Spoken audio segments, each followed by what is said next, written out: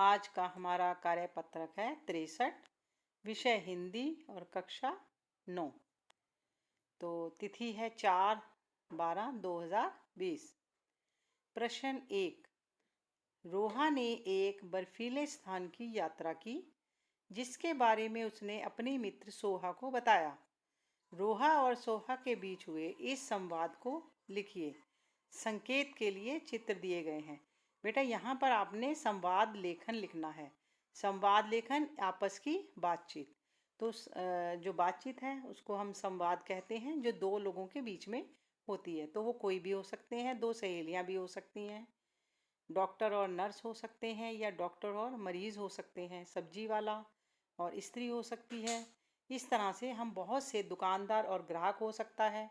तो बहुत सारे ऐसे आपस में जो आपस में बातचीत करते हैं उसको हम संवाद लेखन कहते हैं। तो यहाँ पर जो रोहा है वह बर्फीले स्थान की उसने यात्रा की है और जिसके बारे में वो अपनी सहेली को, सोहा को बता रही है। तो वो कैसे बताएगी, आपस में दोनों की क्या बातचीत है, क्या बातचीत हुई है, उसको आप यहाँ पर लिखेंगे। पहले रोहा के बारे में कि रोहा ने क्या कहा और उसके बाद सोहा ने उसका क्या जवाब दिया।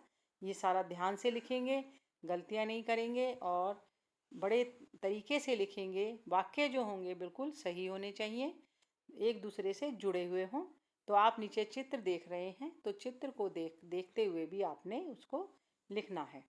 तो सेकंड है, एक दिन आपने अपने घर के किसी सदस्य से सड़क पर वाहन चलाने के बारे में कहा।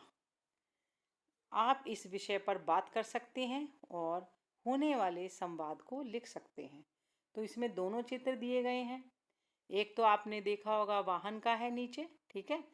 आपने किसी सदस्य से सड़क पर वाहन चलाने के बारे में कहा।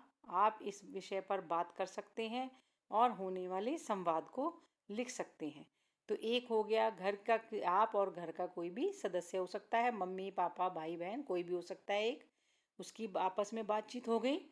और दूसरी आप दो है रोहा और सोहा के बीच में। तो सभी बच्चे ध्यान से इसको करेंगे।